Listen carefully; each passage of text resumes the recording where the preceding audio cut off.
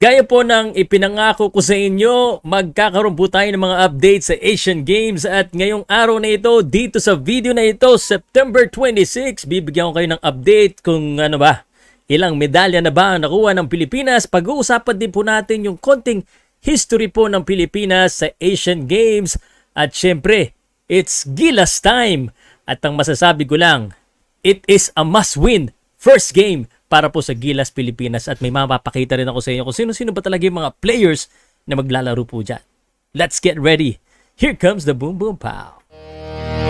Powercast Sports. If you're new here, don't forget to subscribe and hit the notification bell.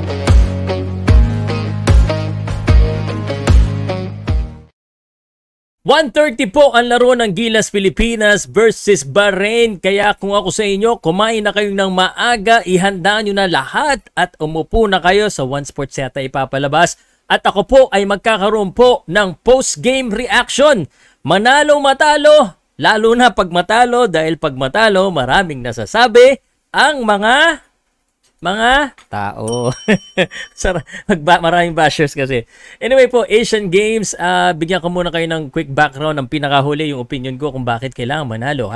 Unang-una po, syempre, 2 medalya na po ang Pilipinas. Aba, magandang balita ito. 2 medalya, pero ang napapansin ko dito papakita ko muna sa inyo kung sino po. Nakadalawa na kahapon, na ibalita ko na panalo po si Patrick King sa taekwondo, no? Naka-bronze po siya. At kanina ay nakita ko rin updated na ito naman si Jones Labres Inso ay panalo rin. Bronze din po. So nakakadalawang bronze na po ang Pilipinas. Mamaya papakita ko sa inyo kung sino ba yung naghahari sa mga medalya. At medyo pag nakita ko yung South Asian Games history natin, parang hindi pala ganun kadami talaga tayo kumuha ng ginto.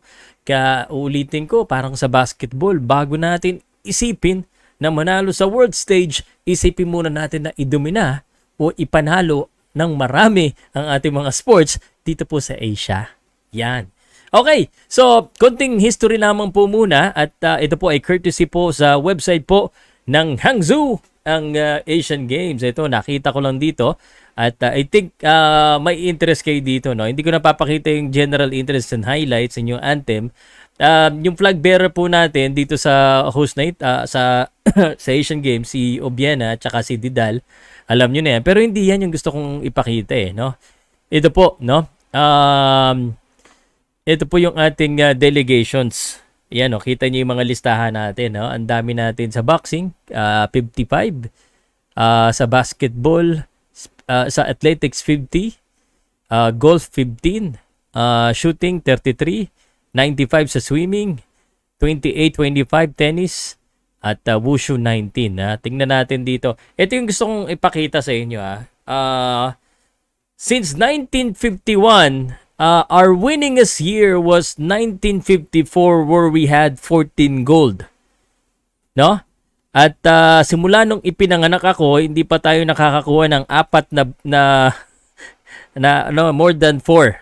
No, last natin dito, mayroon tayong 15 bronze and 21 medal, 2 silver at 4 na gold. Parang hindi talaga tayo ganun kagaling pagdating sa Asia sa sports. I mean, the stats don't lie, no? Yan na po, kita nyo naman no? So, gusto ko lang pong ipaalala sa inyo na ganyan talaga ang katotohanan. Parang iniisip ko lagi, Southeast Asian Game na nagdodomina tayo pero hindi pala. So, for the longest time, Philippines is not really, one of the best countries pagdating po sa Asian Games sa mga sports. And that is just real talk. Now, let's go to the competition schedule po, no? At mamaya specific natin yung boxing syempre. So marami po mga Pilipino ang lalaban actually sa boxing po si Carlo Paalam today. Si Carlo Paalam po ang today lalaban. So ano natin yung mga Philippines. Yan, Philippines. So 3x3 basketball lalaban po tayo mamaya 17 o'clock. Naka-highlight na dito yung mga Philippines. Sa ito, basketball din, 5-on-5. Scroll down pa natin. Ito, Philippines. Si Paalam, Carlo Paalam po. Lalaban po mamaya sa Jordan, Philippines. Hindi, balik ko dito yung P para lumabas yung yan, P. Scroll down. Carlo, paalam, importante, mamaya yan ha. Kaso makakasabay po ng Gilas Pilipinas eh. Tapos, ito po yung medal tally. Let's look at the medal standing. Medal standing. Siyempre, 40 na ang ginto ng China. 40! 21 silver. Bakit ba hindi tayo sumali dyan sa mga first day pa lang? Ang dami na nating gold. No? And then Republic of Korea may 10. And then Japan 5. Uzbekistan 4. Hong Kong 3. India 2, Chinese Taipei 2, Indonesia 1, Thailand meron ng 1, Macau, China may 1, Tajikistan may 1. So, ang Pilipinas, nasa pang ilan tayo? Pang 20. 1, 2, 3, 4, 5, 6. Outlier talaga tayo. Ay, nakakalungkot naman ito. Anyway, pag-usapan na natin yung Gilas Pilipinas. So, ito po yung line-up po ng Gilas Pilipinas. Sa rin po yan sa Hangzhou website. So nandiyan po maglalaro po si Newsam, si Alas, si Oftana, Tolentino, Ross, Lassiter, Fajardo, Perez, Thompson, Aguilar, Brownlee, and Kwame. Siyempre kilala na natin yung mga yan at nakasulat din po dyan yung Philippines games sa kanan po kung makikita nyo po dyan. Bahrain, Thailand, Jordan, yan po yung first 3 games po din natin.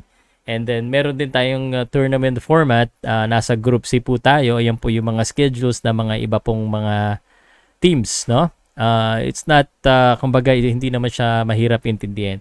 But at the end of the day, again, 2 medal na tayo, 2 bronze. Pareho pong sa combat, sa wushu yung isa yata eh. Double check ko lang ha, para mas maliwanag. I think wushu yung isa. Taekwondo, nakalimutan ko.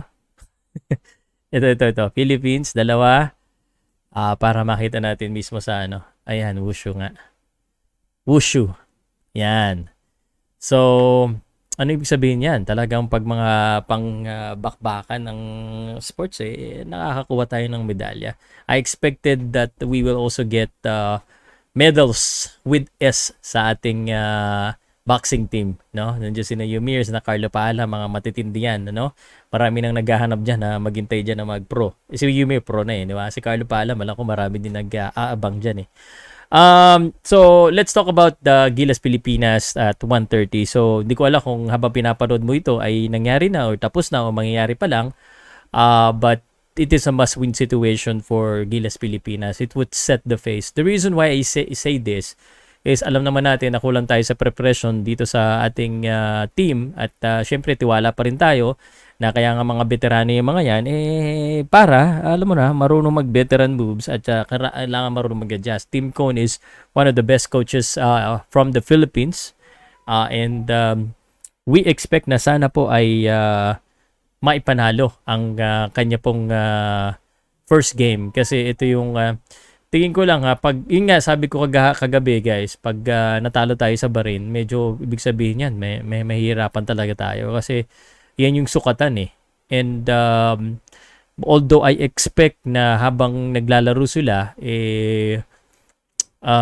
mas magiging fluid sila.